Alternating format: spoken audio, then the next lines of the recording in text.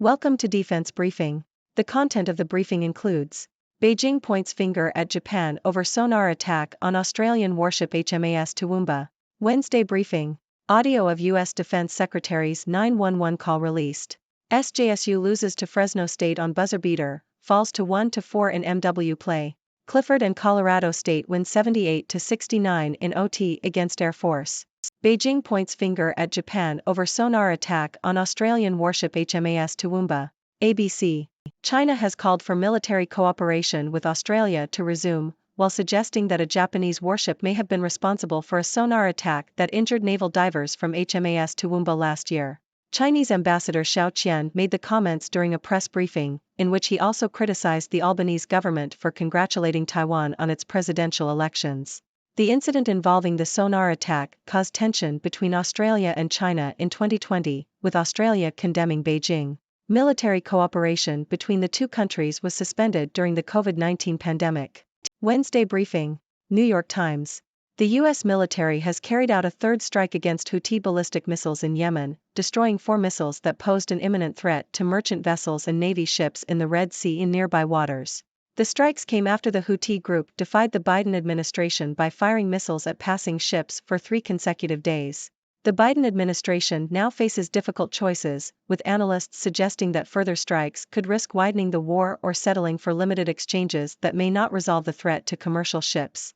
The Houthi leaders have vowed to continue their attacks in solidarity with Palestinians in Gaza. Iran has added to the tense situation in the Middle East by launching missile strikes on Pakistan and Iraq. In other news, Israel and Hamas have reached a deal allowing medications to be delivered to Israeli hostages in return for medicine and aid for Palestinian civilians in Gaza, and North Korea has formally abandoned its goal of reunifying with South Korea. Audio of U.S. Defense Secretary's 911 call released. BBC. U.S. Defense Secretary Lloyd Austin's delay in informing colleagues and the White House about his cancer and surgery complications has led to political uproar and investigations.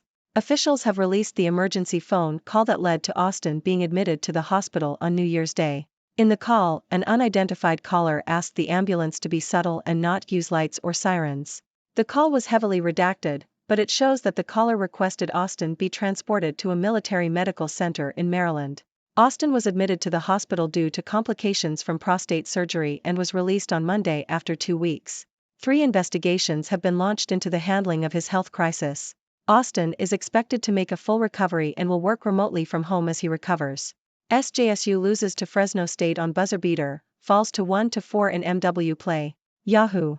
Fresno State's Isaiah Hill celebrated a buzzer-beating 3 that lifted the Bulldogs over San Jose State 85-82. Some may vent about the charge that was called on Myron M.J. Amy Jr., 13 points, with 4 seconds left that could have given SJSU 8-10, 1-4 megawatts, a 3-point lead. Clifford and Colorado State win 78-69 in OT against Air Force. Associated Press. Colorado State defeated Air Force 78-69 in an overtime victory. Nick Clifford scored 17 points for the Rams, while Ritus Petratus led Air Force with 22 points. Taiwan abruptly changes how it reports China military activities. Bloomberg. Taiwan's Ministry of National Defense has changed the way it reports Chinese military activities around the island.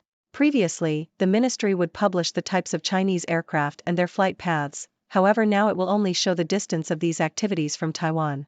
The move has made it less clear about the types of military jets flying near the island and where they went. Taiwan's defense ministry defended the changes, stating that it hopes to let its people understand the current situation they are facing as much as possible, without compromising the source of their intelligence. Iran launches airstrike on jihadist base in Pakistan, killing 2. Japan Times. Pakistan has accused Iran of launching an airstrike on its territory that killed 2 children. The attack occurred near the nation's shared border and was described by Pakistan as completely unacceptable and unprovoked. Iran has not yet commented on the incident. Malaysian prisoners plead guilty to conspiring in 2002 Bali bombing. New York Times. 2 Malaysian prisoners at Guantanamo Bay have pleaded guilty to conspiring in the October 2002 nightclub bombings in Bali, Indonesia, that killed more than 200 people. The guilty pleas were the first step in a slowly unfolding proceeding that began when the men were charged in 2021, 18 years after their capture in Thailand. Sentencing is scheduled for next week. Both prisoners were held for years in the CIA's secret overseas prison network, and in pleading guilty, they agreed to testify against their ringleader, Insep Nurjaman, an Indonesian prisoner known as Hambali. Kim changes his mind about reunification with Korea, warns of war. The Sydney Morning Herald. North Korea has officially abandoned its policy of peaceful reunification with South Korea, according to state media reports. North Korean leader Kim Jong-un stated that the South was now viewed as an enemy that could be subjugated through nuclear war. The announcement was made at a party meeting and in a speech to the Supreme People's Assembly. Kim also ordered the revision of the North's constitution and propaganda guidelines to remove references to peaceful reunification and South Koreans as fellow countrymen.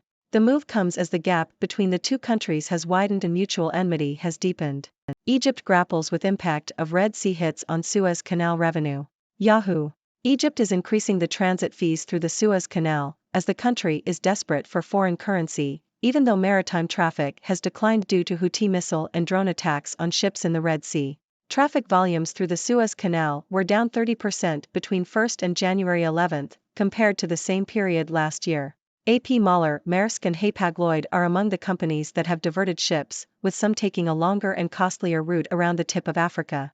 Ladies and gentlemen, I am Dr. Six, your resident observer from the sixth dimension, here to bring you the latest news from around the world. Let's dive right in. First up, we have a diplomatic finger-pointing between Beijing and Tokyo over a sonar attack on an Australian warship. China has called for military cooperation to resume with Australia, while suggesting that a Japanese warship may have been responsible for the attack. It's a classic case of he said, she said, but tensions between China and Australia continue to simmer. In other news, the U.S. military has carried out a third strike against Houthi ballistic missiles in Yemen. The strikes were in response to the Houthi group firing missiles at passing ships, posing a threat to merchant vessels and Navy ships in the Red Sea.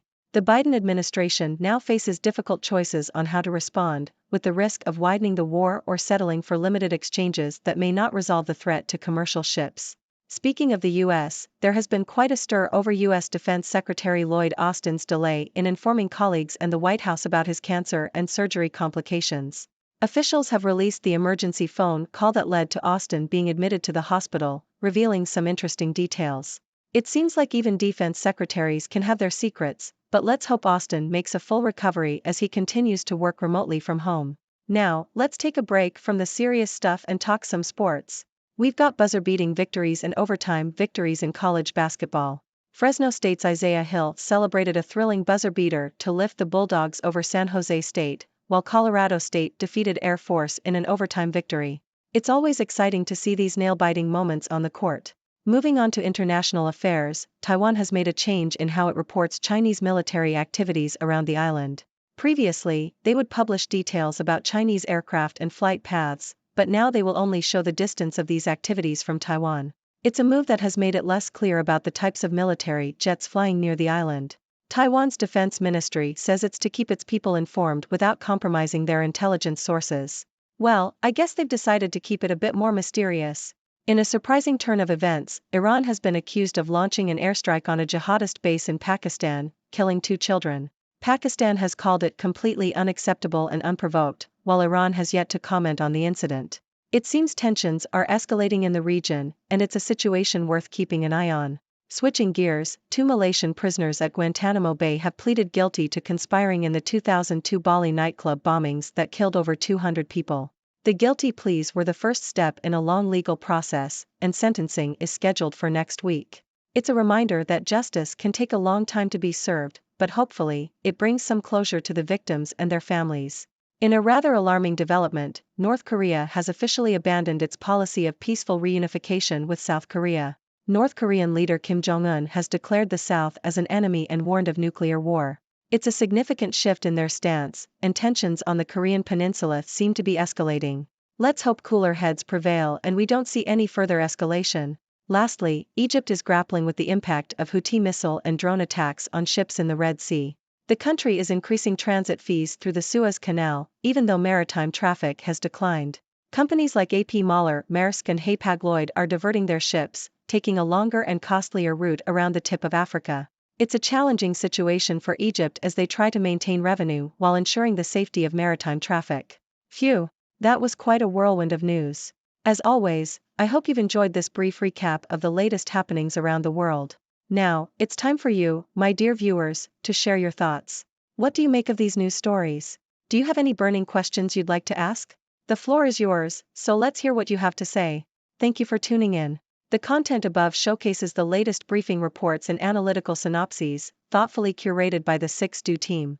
These insights stem from a wide array of reputable media outlets, think tanks, government sources, and specialized experts worldwide. We encourage you to explore these sources for a comprehensive perspective. Keep in mind that while the content may not always align with the official standpoint of 6Do Brief, it's not meant to be taken as absolute directives for decision-making. Comprising seasoned media professionals, learned scholars, and accomplished scientists, the 6Do team embodies a trailblazing, fully independent media entity. To customize 6Do Brief to meet your professional needs, you have the option to subscribe to a diverse array of briefings on our website, 6dobrief.com. Regardless of your location, you can conveniently receive 6Do Brief via email.